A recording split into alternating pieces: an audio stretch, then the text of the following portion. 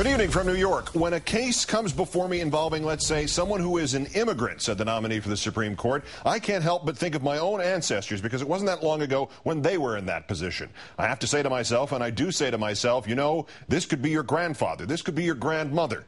When I get a case about discrimination, the nominee continued, I have to think about people in my own family who suffered discrimination because of their ethnic background or because of religion or because of gender. And I do take that into account.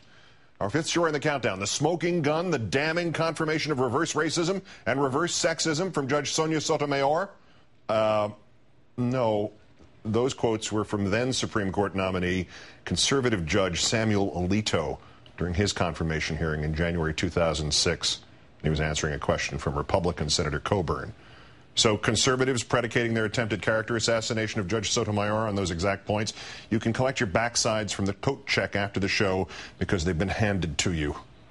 Karl Rove trying a different tack today, that a woman who graduated second in her class at Princeton and then from Yale Law must be dumb under the logic that, quote, I know lots of stupid people who went to Ivy League schools. And Coulter. And this from the guy who just told the Chicago Tribune of his former boss, C-minus student at best, President Bush, quote, the myth was that this guy, who was a Yale history grad and a Harvard MBA, was not smart. You don't get to have it both ways. It gets worse. The former Republican governor of Arkansas, Mike Huckabee, saying that Judge Sotomayor's confirmation, quote, would be a direct affront of the basic premise of our judicial system. Judge Maria Sotomayor, he called her. Wow. Way to burnish your credibility, Governor Huckleberry. In a Twitter post, Newt Gingrich calling on Judge Sotomayor to withdraw because she is a Latina woman racist. Quote, white man racist nominee would be forced to withdraw. Latina woman racist should also withdraw.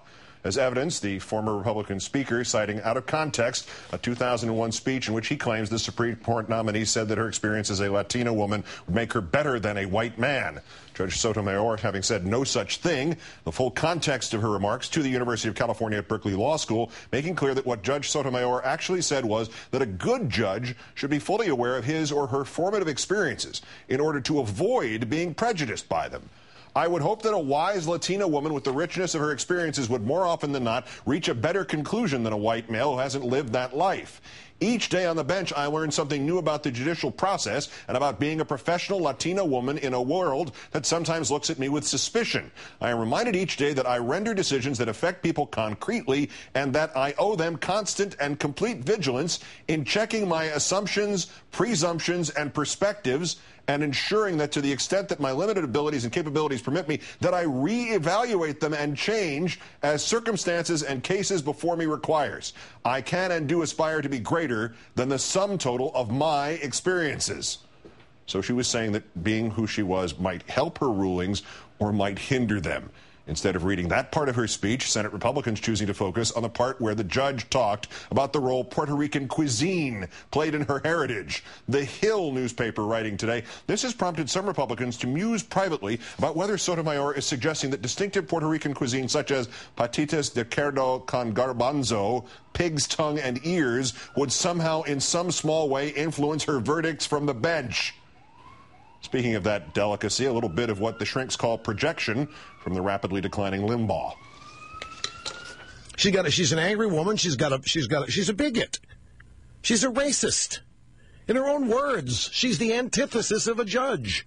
She is the antithesis of justice. In her own words, she does not deserve to be on the U.S. Supreme Court.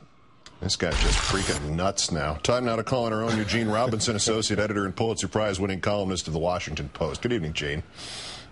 Evening, Keith.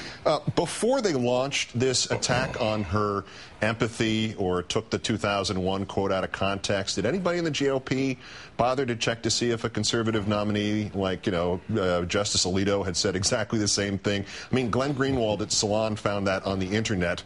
Presumably even a Newt Gingrich could tap the keyboard with his cloven hoof to find it, couldn't he? Well, it seems that nobody looked for such a quote. But my suspicion is that they wouldn't have recognized it for what it was if they had come across it. I mean, it's, the point being made by Justice Alito and presumptive Justice Sotomayor was basically the same. They're pointing out an obvious fact. We are the sum total of our experiences. We aspire to be more. We aspire to transcend that. But it is ridiculous to think that, my having grown up in South Carolina, or your having gone to Cornell or whatever, wouldn't affect who we are, and who we are affects how we do our jobs. This is as axiomatic as it could get. Except now it jumps out at some people when it is a Latina saying that, but when a white male says it, it doesn't register. It's, well, of course, of course. Those are the standard approved experiences to have, I suppose. But the way she said it is exactly what you want from a judge. A judge saying, look, this is going to influence in my decision. Does it just influences what I'm going to eat or influences what I'm going to wear today? And I have to check it. She said check it. She wants to be more than that. And that part is left out when they should be standing up and applauding her. Exactly. They should be standing up and applauding her for a number of the things they're criticizing her for, including, for example, the New Haven firefighters' decision, which, as I read it, is actually a portrait of judicial restraint. I didn't think we wanted unelected judges telling the city officials of New Haven what to do, with just calling balls and strikes and saying whether or not what they did is permitted by law, and that's what she did in that case. But again, it's not seen that way by her critics, even though that's what it was. There is another level of farce to this, I think, Gene, and I'd like your perspective on it. 4 years ago, we were being told that Alberto Gonzales had to be confirmed as Attorney General for Mr. Bush, and if you questioned what were truly, sketchy credentials, you were an anti-Hispanic racist, and some of the same buffoons who are now trying to sell a woman who is right now the victim of racism as the racist in the equation, and who themselves, Limbaugh and Beck and Gingrich, and I'm calling them each a racist right here, they are racists who are now trying to sell themselves as victims of racism. And yet they were exactly in the opposite role with, just as recently as the Alberto Gonzales confirmation hearings, down to the specificity of the ethnicity.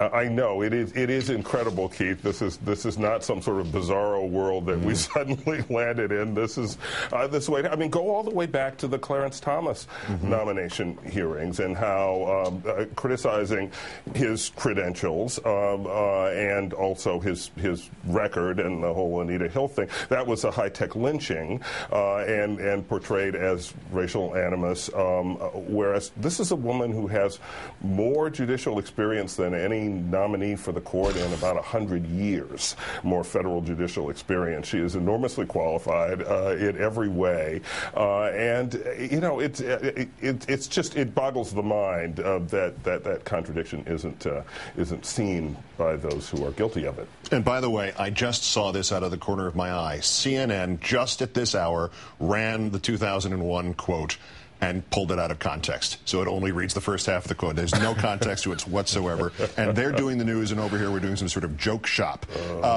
If this were a white male who had graduated second in her class at Princeton, then gone on to Yale Law and spent 11 years on the bench of the Second Circuit, would anybody be questioning her intellect or how she got there? No, it would be insane to question the intellect of someone, second in your class at Princeton. Come on, this is obviously an enormously bright woman, as you would expect. But I'm predicting confidently that at some point someone is going to say that, well, she's very articulate, even though we have a problem with her. They call her articulate, as if they're shocked that someone who was on Yale Law Journal federal judge can form a complete sentence. But mark my words, it's going to come. Not to be an advertisement for CNN, but they now have Tom Tancredo on there talking about this, and he has the credibility of a flounder on this subject. The Pulitzer Prize-winning Washington Post columnist Gene Robinson, also of MSNBC, as always, when it's also of MSNBC. Great thanks, Gene.